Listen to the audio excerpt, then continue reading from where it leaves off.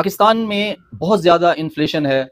اور عام آدمی جو ہے اس کو 2 ٹائم کی روٹی نصیب ہونا بھی بہت مشکل ہے۔ آپ دیکھیں کہ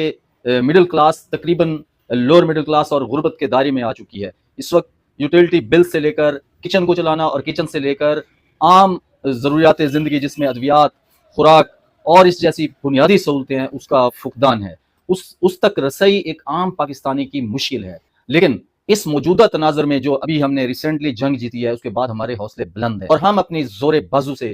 اب معاشی جنگ کی طرف ہمیں جانا ہوگا، اور اس معاشی جنگ کے لیے ہر شخص کو اپنا کردار ادا کرنا پڑے گا، وہ مملکت خدا داد کا صدر ہو، وزیر اعظم ہو،